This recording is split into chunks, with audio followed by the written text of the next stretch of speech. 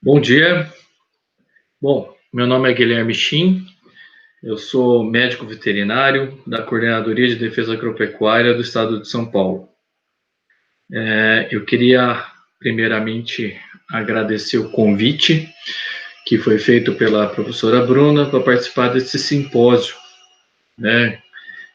Também quero agradecer a esse grupo de estudos que elaborou esse simpósio, na pessoa do Thales, que tem feito todo esse contato.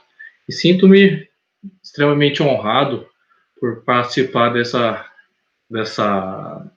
simpósio online, que quero parabenizar muito pela iniciativa. Em tempos de isolamento, eu acho que a gente tem que pensar em formas de continuar tendo o aprendizado, e essa iniciativa está de parabéns por parte desse grupo.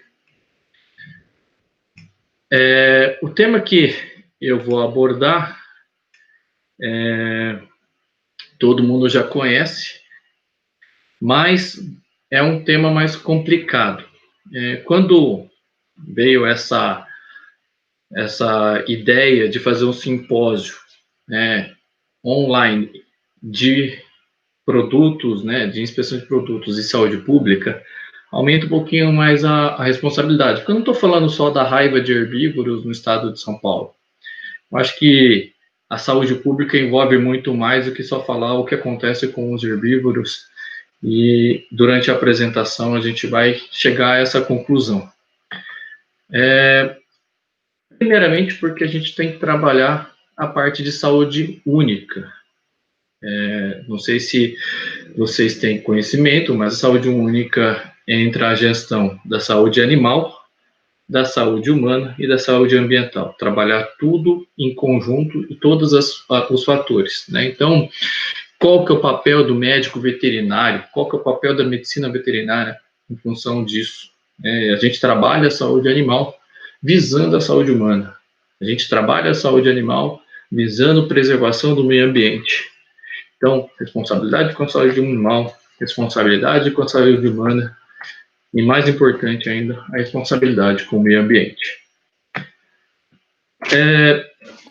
Pensando no que é a raiva, né? Então, partindo lá do princípio, a raiva, tem a raiva de herbívoros, né, que é a raiva a qual a gente vai falar hoje.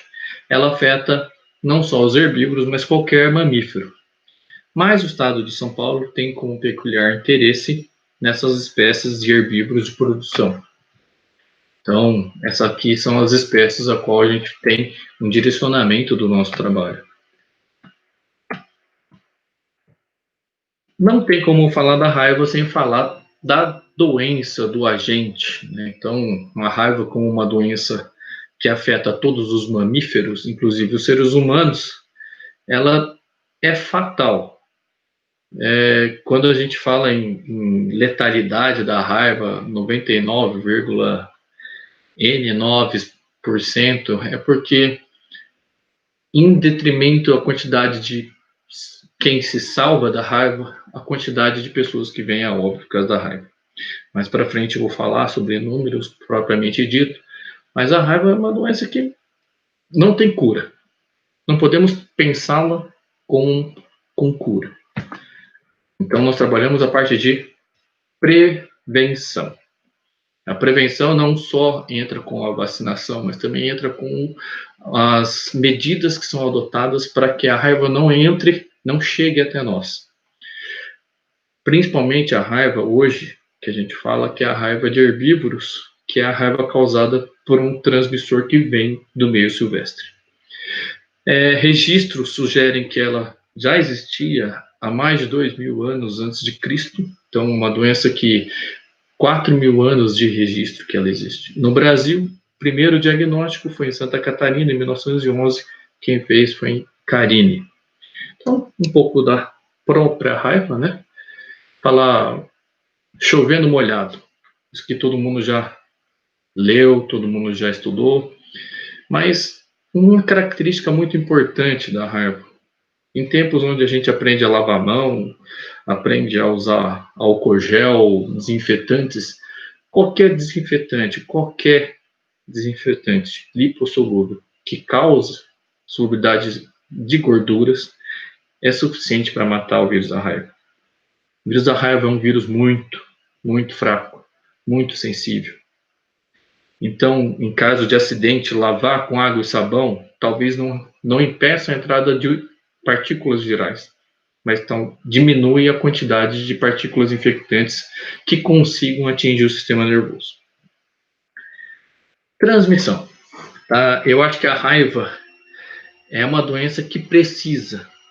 Ela não só faz a sua transmissão, mas ela não chega até nós, ela não vai vir por vias aéreas. Tem um relato, né, de pessoas que pegaram o vírus da raiva porque entraram numa caverna onde havia uma quantidade muito grande de morcegos. Eu acho que foi um acontecimento muito casual, estava na hora certa, no lugar certo e do jeito certo, né? Então, mas o vírus da raiva não é assim que ele é transmitido. O vírus da raiva ele precisa de ser colocado, ele precisa ser inoculado. Ele não simplesmente chega no ser humano ou nos mamíferos e vai vir pelo ar assim por transmissão. Não é uma gripe, não é um coronavírus. Ele precisa sim de ser colocado, inoculado.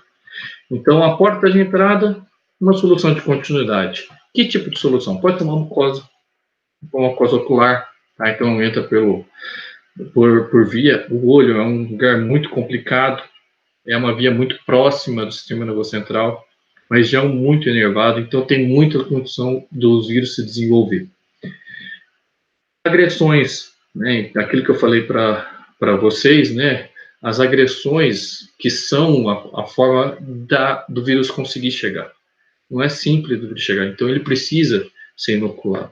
Então, as agressões aqui, né, por morcego hematófago, outras agressões que foram causadas por morcego hematófago também. Então, são as espécies que eles procuram. Por quê? A gente fala muito sobre saúde única no meio ambiente. Com a diminuição das áreas onde o morcego hematófago está habituado a viver e a redução dos alimentos com a invasão ou o aumento da pecuária e a diminuição dos espaços onde eles vivem, o morcego vai procurar outras fontes de alimento. E nós damos essas fontes de alimento, colocamos esses animais.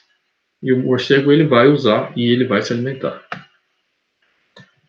Então, a inoculação de uma saliva contaminada, né? Então, qual que é a saliva? Né? Então, colocando aqui um animal que pode causar a transmissão do vírus da raiva para o ser humano é um bovino contaminado. Num acidente, por exemplo, as pessoas acham que porque está salivando, está engasgado, o animal fica com aquela coisa de fazer o movimento de como se estivesse tentando engolir ou tentando cuspir alguma coisa nos primeiros sinais clínicos, e às vezes as pessoas vão colocar a mão dentro da boca para tentar desentalar o animal. Então, porque a saliva, né, então, está mostrando que os animais, os herbívoros, são uma fonte de contaminação.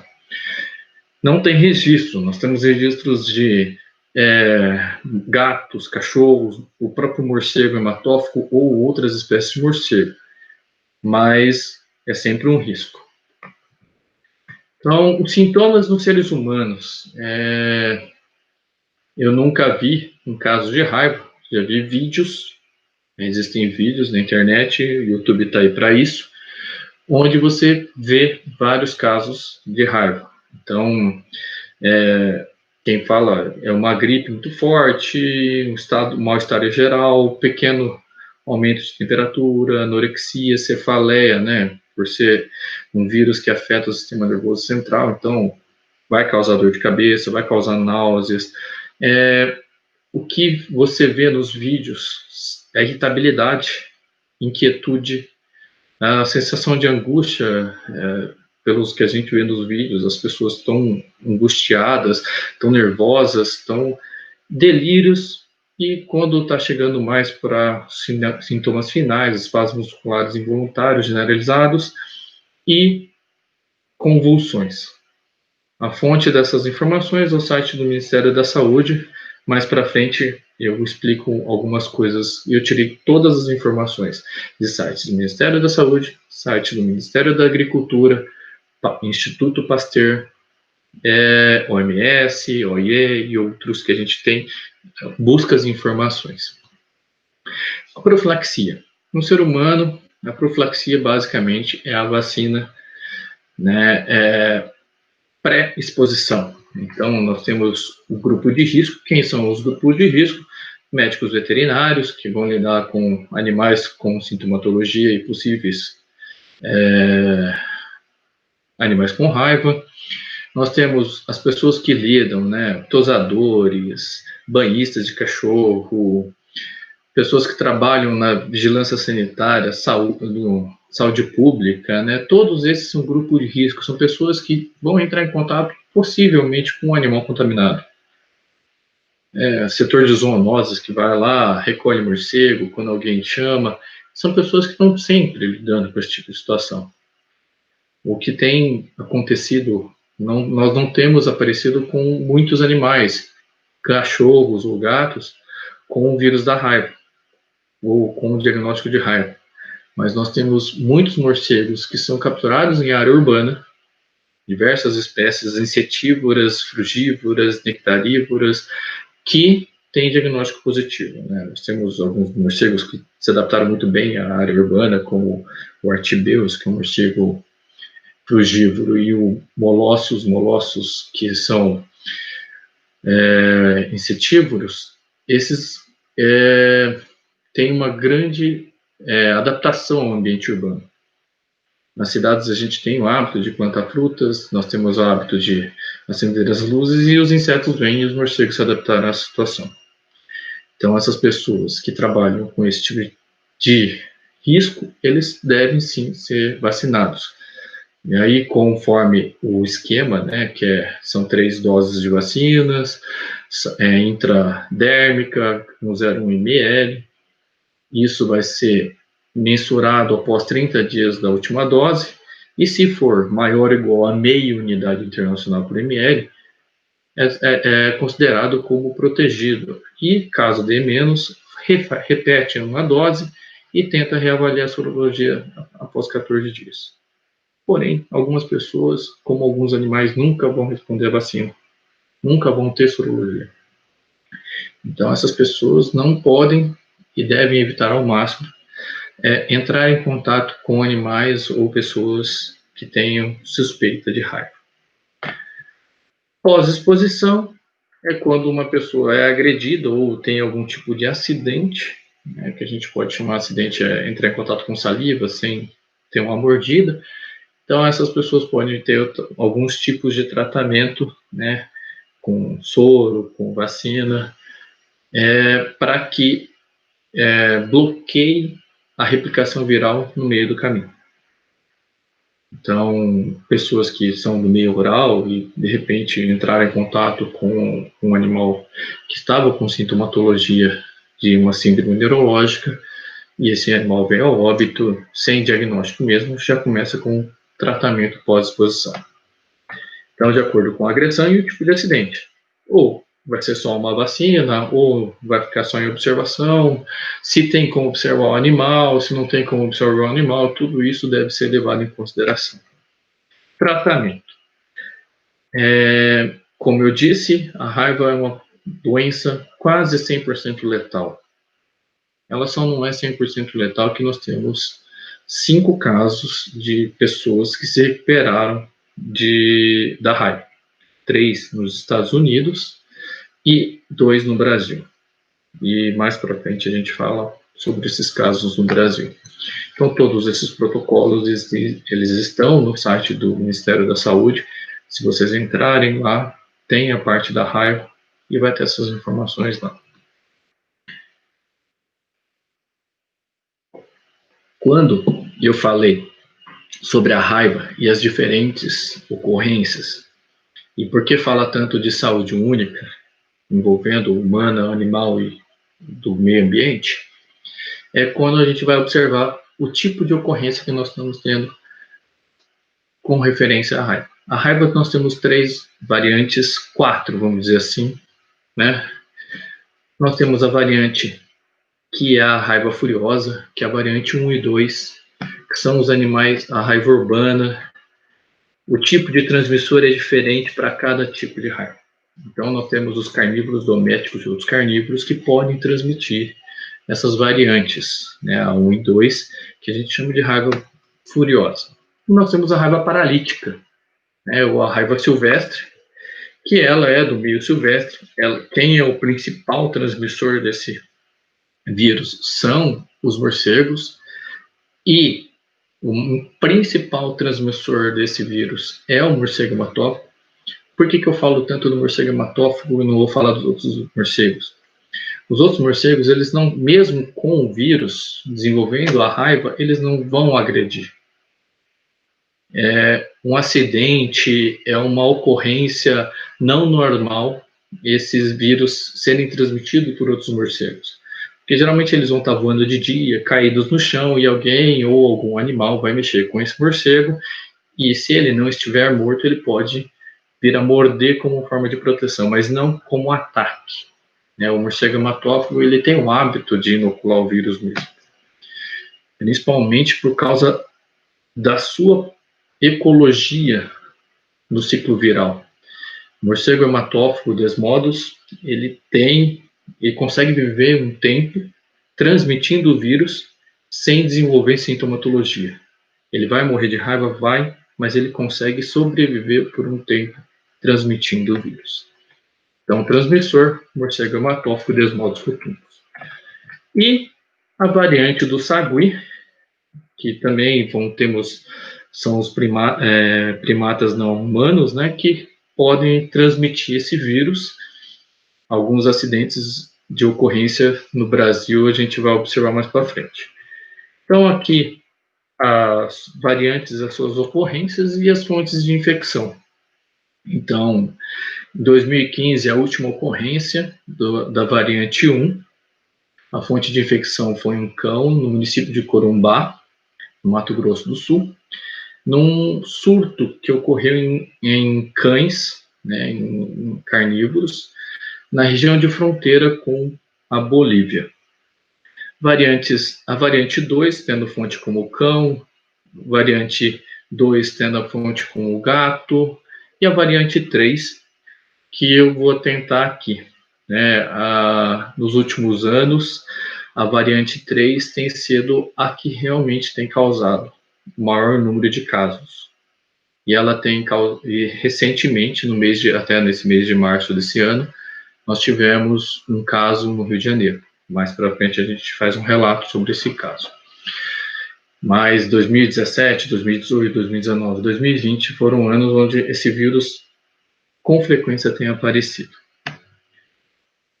Sempre a fonte do Ministério da Saúde.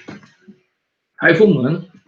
Então, a situação mundial, em 2017, esses dados são de 2017, eu tirei do site da OMS, são aproximadamente 59 mil casos, e a Índia corresponde por mais de 35%, sendo que ela, por causa dos hábitos, né, as pessoas têm os hábitos de não manter animais não domésticos dentro de casa, e acaba que esses animais trazem o vírus para dentro das casas e das pessoas, e a Índia realmente tem esse problema lá. Situação nacional, então, em 11 anos aí, quase 11 anos, né, porque esse ano ainda não terminou, são 38 casos. Ano passado nós tivemos um caso em Santa Catarina, e esse ano, por enquanto, um caso no Rio de Janeiro. Falando um pouco mais para frente sobre cada um. E o que acontece, né? O Brasil, desde 2015, não tem ocorrências nem do vírus 1, né, da variante 1, nem da variante 2, que são as variantes do cachorro, né, que a gente chama, são variantes a raiva furiosa. Então, acredita-se que tem uma expectativa aí pelo Ministério da Saúde para se autodeclarar, né, o Brasil se autodeclarar como livre de raiva canina. Situação estadual. O último caso que nós tivemos, depois de muito tempo, de raiva, foi no município de Ubatuba. Um breve relato: foi uma pessoa que estava passando o veraneio, as férias de fim de ano de 2017 para 2018, e foi pegar o morcego que ele encontrou lá sem utilização de EPI, e ele levou uma mordida. Levou algum tempo, voltou para o seu estado de origem, no Paraná, e não foi imediatamente procurar o serviço de saúde. E procurou o serviço de saúde e não retornou. Isso foi em dezembro ou janeiro, e ele veio a óbito em fevereiro. Últimos casos humanos, agora o relato dos casos. Santa Catarina, 2019, uma agressão por gato, uma pessoa, uma senhora que tinha vários gatos, e ela sofreu uma agressão do gato e ela veio a óbito em 2019. Já no Rio de Janeiro, agora em 2020, um caso no município de Angra dos Reis, bem recente, no mês de março, e ele foi agredido no mês de fevereiro. Mas ele não procurou e não manteve o tratamento, né? Então acabou que ele foi agredido por um morcego, não hematófago. Os casos de cura, vamos falar dos casos de cura do Brasil, não vou falar dos outros países, dos Estados Unidos. Então, em 2008, em Pernambuco, então nós tivemos o caso do Marciano. Então, a raiva leva um problema muito grave, neurológico, em sistema nervoso central, e deixa sequelas, como vocês podem observar. E no Amazonas, esse eu não tenho fotos, eu só tenho um relato dizendo que as sequelas são mais graves e não tem perspectivas nem de recuperação. Bom, quando a professora Bruna me procurou, ela queria que eu falasse sobre controle de raiva de herbívoros. Mas como o tema envolve a parte de saúde pública, eu me vi na necessidade de criar toda essa parte principal primeiro. Então, sobre essa parte da saúde pública que eu vim falando, eu não vou tirar dúvidas, mas após a apresentação, eu vou compilar as perguntas que porventura vierem ser feitas, e se vocês tiverem interesse, eu vou respondendo lá no meu Instagram. Então, vai estar lá no histórico, lá vocês vão procurar lá e eu vou responder lá, em forma de áudio. A raiva é considerada uma zoonose de maior importância em saúde pública, não só por sua evolução drástica e letal, como também por seu elevado custo social e econômico. Eles têm um manual técnico que ele foi elaborado, ainda é utilizado, provavelmente ele deva mudar, mas ainda é o manual técnico utilizado. E a portaria que criou o manual, né, que criou a necessidade do programa, né, ela é de 2005.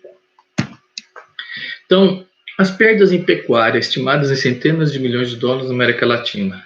Sim, vocês vão ver mais para frente que só no Brasil nós temos uma ocorrência muito grande de raiva em herbívoros. E isso leva a uma perda muito grande. Mas a gente tem que pensar também que cada animal que morre, nós temos um diagnóstico, e vamos na propriedade.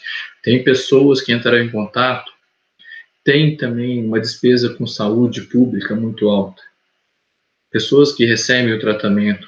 Nós estamos numa situação onde está tendo uma escassez de imunobiológicos, tanto vacina quanto soro, que leva ainda mais a importância de haver um trabalho, né, de educação em saúde pública, em saúde única, para que as pessoas tomem os cuidados necessários, notifiquem da forma correta e não esperem o problema chegar para resolver, fazer a profilaxia.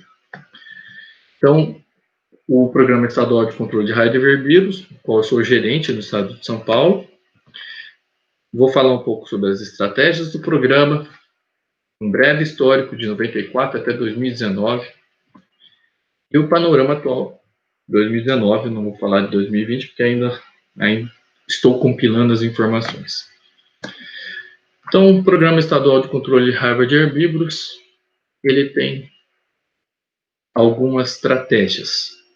A primeira estratégia é o controle do vetor. O controle do vetor é feito com capturas e elas podem ser feitas nos abrigos ou elas podem ser feitas no local de alimentação. O que são abrigos naturais ou artificiais? Naturais são cavernas, grutas, ocos de árvore, locais onde esse morcego pode se abrigar, onde ele encontra uma situação perfeita, onde ele se sente protegido. O morcego hematófago, Desmos rotundus, é uma espécie extremamente tímida. Ela não gosta de movimentação, ela não gosta de pessoas, ela não gosta de se sentir incomodada, principalmente no local onde ela se protege.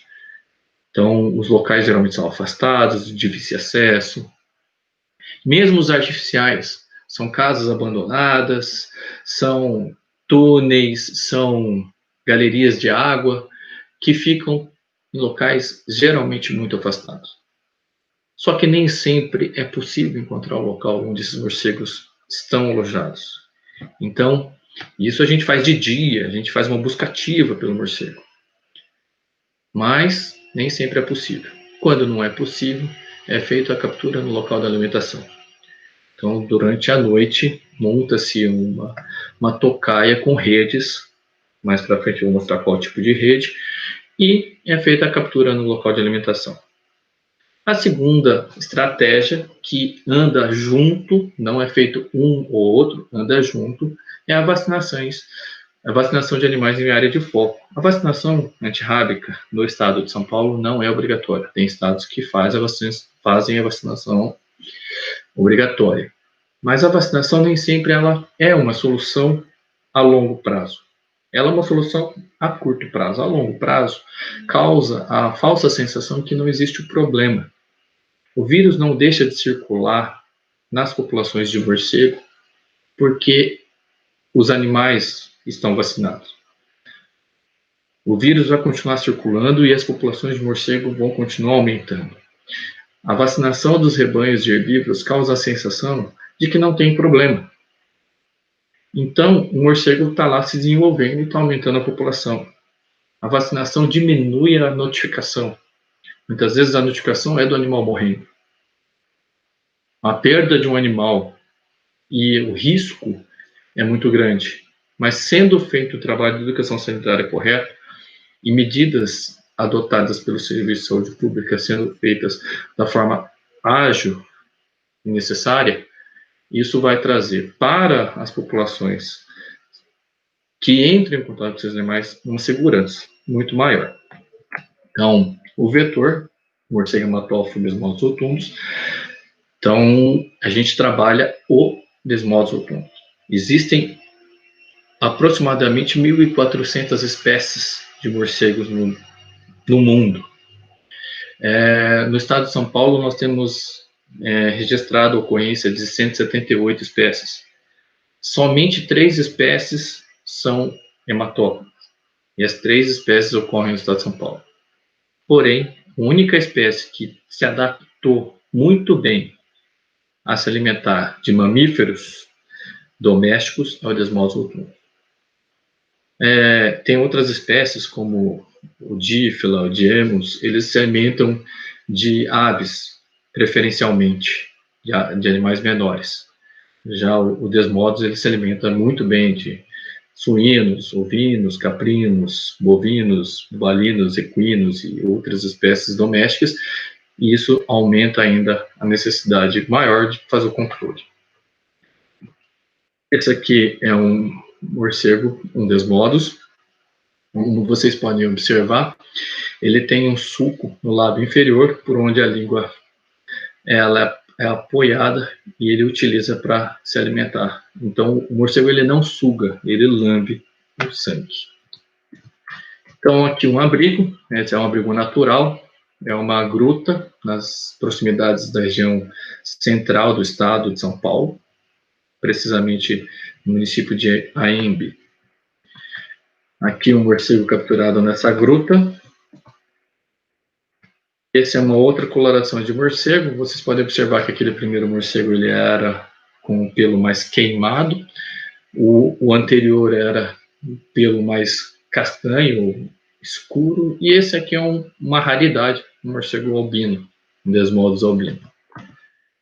Um outro local onde o morcego se abriga pode ser uma casa abandonada. Essa casa estava sem ocupação há mais de 6 meses e o que a gente observou foi a grande quantidade de fezes. Essa casa tinha mais fezes do que morcegos. Essa casa era mais digestório do que um abrigo. Era um abrigo secundário, tanto que todos os morcegos que foram capturados aqui eram machos. Não tinha morcegos. A gente considera um abrigo principal quando você tem uma colônia formada completa, onde tem machos e fêmeas. Aqui o trabalho que é feito, a pasta vampiricida que é utilizada para controle do morcego hematófago. Nós passamos a pasta e soltamos o morcego. Qual que é o intuito de passar a pasta e soltar o morcego? A pasta, o morcego tem um hábito de colônia, e uma das coisas que eles fazem para se identificar é lambendo um ao outro. Outra forma também da lambedura no morcego, no caso, é que nem todos os morcegos conseguem se alimentar todas as noites. Então, no processo, quando um morcego que se alimentou naquela noite retorna, eles fazem a lambedura do outro morcego e esse regurgita a parte do alimento, porque o morcego ele precisa se alimentar todos os dias. O metabolismo dele é muito rápido.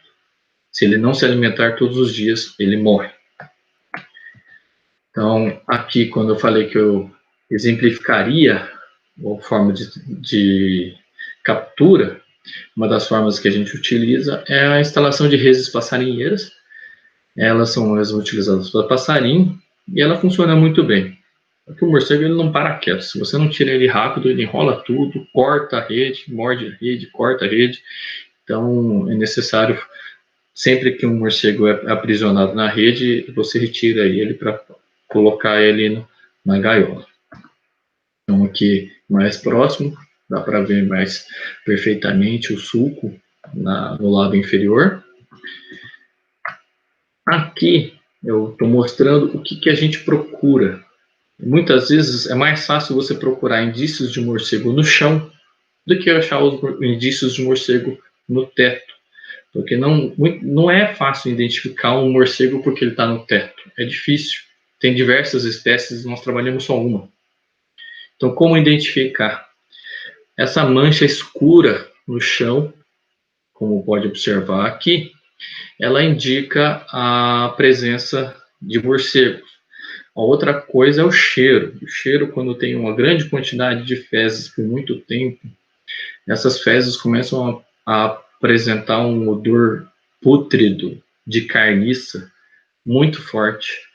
Em locais onde tem grande quantidade de morcego, a quantidade de fezes é muito acumulada, muito grande.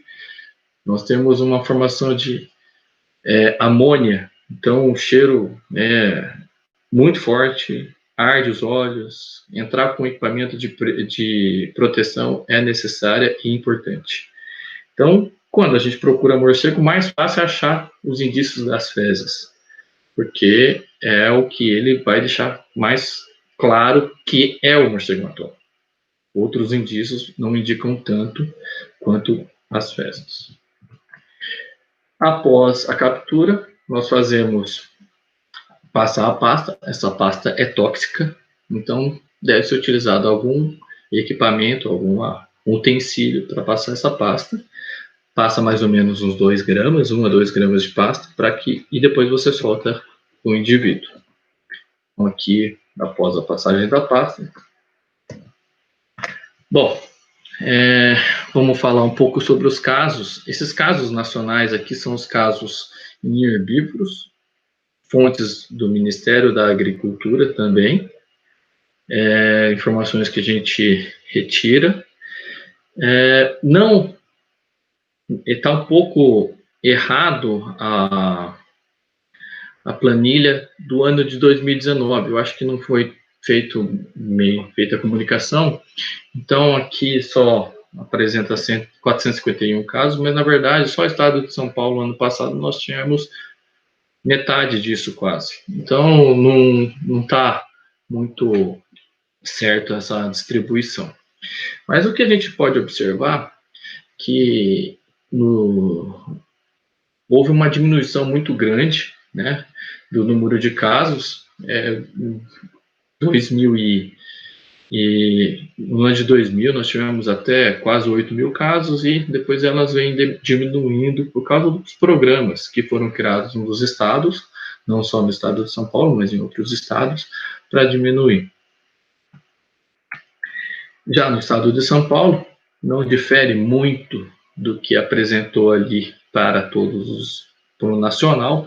No ano 2000 também nós tivemos 875 casos, mas eu digo que possivelmente tivemos muito mais que isso, porque no ano que a gente tem observado, que para cada caso que a gente tem notificado de animal para fazer colheita, nós temos 6 outros ou 5 outros que não são notificados. Claro que depois de uma notificação, e você tem um diagnóstico positivo, tem uma avalanche de outras notificações, às vezes da mesma propriedade ou de propriedades vizinhas, porque às vezes você vai fazer as investigações, aí eles começam a relatar o que acontece e muitas vezes começa a aparecer outros animais na mesma região. Agora, no gráfico do estado de São Paulo, nós temos aqui que em 2001 foi criada a obrigatoriedade para vacinação de raiva em algumas regiões do estado, até o ano de 2007. Em 2007 foi retirada essa obrigatoriedade, então você observa que houve uma diminuição do número de casos, mas não necessariamente a diminuição da circulação viral. Na verdade, toda vez que você faz um programa desse, no caso da raiva, você tem um efeito rebote. Então, o normal seria trabalhar, não normal, né, mas o que a gente tem observado é trabalhar com 150, 200 casos ano, que é o que a gente tem observado. Já no anos, por exemplo, 2014, 2017, 2018, nós tivemos um aumento muito grande, por causa desses efeitos, né? As pessoas também, além de tudo, elas temem que se vá na propriedade porque elas têm medo de que vai tomar multa porque não vacinou. E não tem isso. Não existe isso. Não é obrigado a vacinar, então você não toma multa. Ninguém vai julgar porque deu raiva na sua propriedade. Então, o que a gente pede é que se faça a notificação. Eu não vou colocar todos os anos, né, que eu posso colocar, mas eu quero colocar dois mapinhas aqui, esse de 2015, para mostrar a região do estado onde nós temos ocorrência da raiva. Para vocês entenderem que não tem uma diferença muito grande entre o que ocorre num ano para o outro. Já no ano de 2019, 4 anos depois, a diferença é muito pouca da distribuição dos casos de raiva. Por quê? Porque a raiva ela se concentra na região central do estado. Nós temos nessa região a Serra Central, e o que leva a ter locais de abrigo, muitos túneis, grutas, cavernas. Nós temos a Mata Atlântica, onde ele se desenvolve muito melhor, porque tem muita mata. E também nós temos a ocorrência agora de um outro tipo de fonte de alimentação para o morcego, só que essa fonte de alimentação migra muito mais rápido que a população de morcegos. Então, muitas vezes, essa outra fonte sai daquele local, mas sobram os morcegos. Então, esses morcegos vão partir para os animais domésticos, os herbívoros domésticos, para se alimentar. Então, eu estou falando dos javalis, dos javaporcos, que são uma espécie invasora que está aumentando muito e está gerando o aumento da população de morcegos. Aqui o trabalho que é feito, né, a distribuição dos trabalhos, os tipos de abrigos que são feitas as utilizações, dá para ver que de 2015 para cá houve uma diminuição muito grande. algumas mudanças com relação à forma de liberar os funcionários, acabou diminuindo isso. Mas também, o que causa a diminuição é o envelhecimento natural das equipes. Então, funcionários, as equipes vão diminuindo, os veículos estão ficando mais velhos, está ficando mais difícil fazer o trabalho, e também tem com relação à quantidade de funcionários que eles vão se aposentando e vai diminuindo as equipes dessa forma. A aposentadoria está sendo muito mais rápida do que a velocidade de contratação de funcionários. As capturas realizadas, então também dá para observar que de 2015 para cá tem uma diminuição considerável, mas o próximo gráfico ele vai mostrar bem que não tem uma diminuição tão gritante na quantidade de morcegos capturados. Por quê? Apesar da diminuição da quantidade de atividades que podem ser desenvolvidas por funcionário, apesar da diminuição da quantidade de funcionários, existe um estudo melhor, existe um embasamento maior. Então, direciona-se melhor o trabalho. E com isso você tem ele passa a ser mais eficiente. Esse ano tem uma certa preocupação por causa da pandemia. As atividades não foram paralisadas, mas houve uma diminuição muito grande. E em virtude dessa diminuição das atividades, a gente acaba tendo que mudar um pouco os planejamentos. Existia um planejamento feito em dezembro do ano passado para esse ano, no ano 2021, só que esse planejamento teve que ser alterado. Acredito que agora, com as medidas de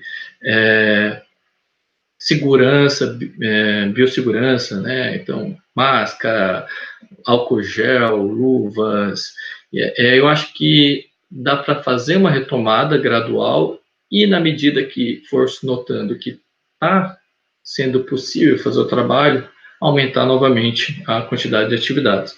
Mas não vai se igualar à quantidade de atividades que foram realizadas em 2019. Levantamento de informações, que a gente precisa. Nós precisamos de informações. Não tem como a gente saber onde o morcego está. Se ninguém notificar, se ninguém informar, não tem como a gente saber. O morcego não vai vir falar, olha, eu estou aqui, não vai colocar uma bandeirinha, não vai colocar nada. Ele vai simplesmente atacar os animais. Só que se ninguém informar onde os animais estão sendo atacados, as equipes ficam um pouco perdidas. A gente faz um planejamento para cercar, mas para cercar a gente tem que saber onde está ocorrendo. Então, o que a gente pede sempre com relação a isso são as informações. Como passar informação, onde passar informação e quando. Porque muitas vezes não há necessidade de você ter um caso positivo na propriedade. Eu não preciso esperar um animal morrer para ir lá. Eu posso ir lá mediante a notificação de ataque. Olha, está tendo ataque de morcego em determinada região. A gente vai preparar as equipes, vai mandar as equipes para trabalharem nessa região para proteger os animais, para prevenir a ocorrência da raiva. Então, quais locais onde a gente pode receber? Unidades da CDA, a Coordenadoria de Defesa Agropecuária, tem 40 regionais distribuídas no estado. Em vários municípios também nós temos unidades onde essas informações podem ser recebidas. As pessoas podem ir nessas unidades. Nós também temos outros órgãos ligados ao estado que também fazem essa notificação. Então, serviços de saúde mandam um e-mail com frequência informando, olha, está tendo ataque aqui, está tendo caso aqui, por favor, mande ajuda. E a gente manda, de acordo com a disponibilidade e da possibilidade. Nós estamos tendo esse problema da pandemia, alguns locais do estado estão sendo prejudicados por conta disso. Não tem como a gente colocar os nossos funcionários em risco por conta disso. Nós vamos colocar eles na melhor e maior segurança possível. Outra forma é online. Esse ano, de 2020, o Ministério da Agricultura colocou uma plataforma, o Sisbravet, para que se faça a notificação. Então, não tem mais a necessidade de ir no escritório. Hoje, em tempos onde a gente tem que manter um distanciamento social, eu acho que a internet é uma via excelente para fazer a notificação. E é um local fácil, né? Vocês entram no sistema e tá desse jeito, registrar notificação. Vocês vão lá e clicam ali e registram a notificação. No site da CDA, né, defesa.agricultura.sp.gov.br, nós também temos um canal de comunicação lá, tá? Bem claro, na primeira página está lá para você registrar uma notificação. Eu não estou falando só de notificação de ataques de morcego, não estou falando só de notificação de mordeduras ou de ocorrência de casos de raiva, qualquer outra doença. Quer notificar a ocorrência de uma doença em peixe, em passarinho, em galinha, pode entrar e notificar lá. Em que essa notificação vai chegar para a gente e a gente vai ter que atender. Então, eu estou falando da raiva aqui, porque a gente está falando da raiva, o foco da palestra, mas as notificações também podem ser feitas por outras vias. Então, quero que vocês entendam que o Serviço de Defesa trabalha com diversas doenças. Nós temos a Instrução Normativa 50 de 2013, que lista as doenças de notificação obrigatória. Muitas delas, apenas a suspeita já é suficiente para disparar, a desencadear, né, diversas ações de defesa.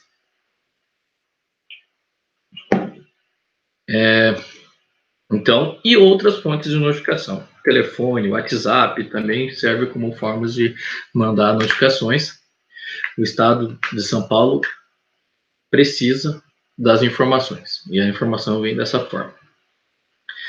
Aqui, né, um cartazinho que tem no site do Ministério da Agricultura, mostra uma forma de uma apostilinha, como você fazer a notificação, o que você identificar numa síndrome neurológica ou raiva, né? Como identificar, o que procurar, onde você deve ir e qual que é o papel de todos os personagens nesse trabalho de notificação, atendimento e medidas. Então, aqui está bem claro, bem exemplificado, um pouco cheio, mas um pouquinho de tempo, um pouquinho de paciência, você lê tudo e observa tudo. Também no site do Ministério da Agricultura, nós temos os links úteis, tá? Eu sempre gosto de estar consultando o site da OIE para saber as doenças que estão ocorrendo com uma certa frequência, né? Porque é importante, a gente se manter sempre atualizado. Tem o Food Security, né? Então, um local, falando tanto de inspeção, né? Então, ao local onde a gente pode falar sobre procurar informações, né? Tem muita coisa interessante, muito material.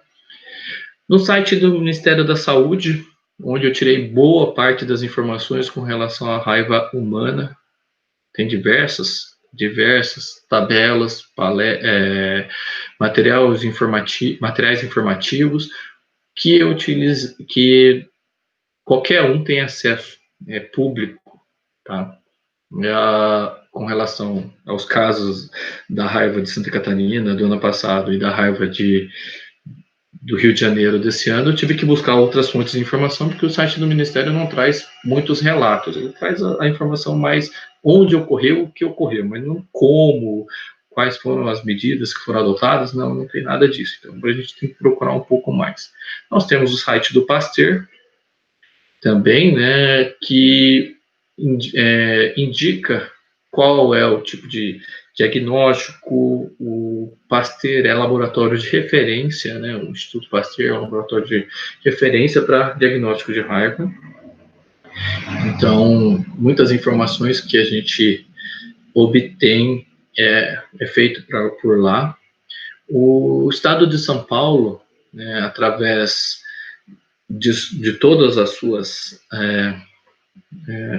informações, né, todos os seus órgãos, tem um comitê, né, comitê de controle de raiva, formado por gente da Secretaria de Agricultura, que tem o Instituto Biológico, a Defesa Agropecuária, tem o pessoal da Saúde, da Secretaria de Saúde do Estado de São Paulo, Secretaria de Saúde do município de São Paulo, também tem ligação com universidades, USP, Unesp, e também o próprio Instituto Pasteur também tem seus representantes nesse comitê.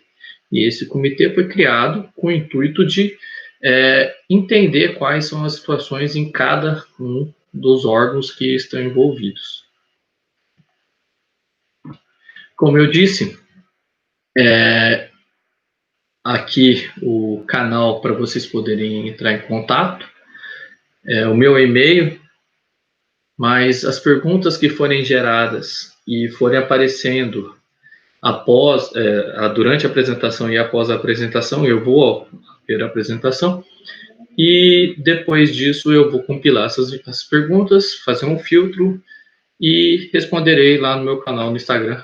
Então, por favor, vocês, se vocês quiserem tirar e observar as respostas às dúvidas levantadas, estarei disposto a responder por lá. Muito obrigado pela atenção de todos. Gostaria de novo, agradecer o convite, parabenizar a organização. Eu vou falar que é um desafio estar apresentando dessa forma, nunca fiz isso, mas eu acho que a gente tem que evoluir, a gente tem que se adaptar. Então, obrigado e estarei sempre à disposição para qualquer dúvida.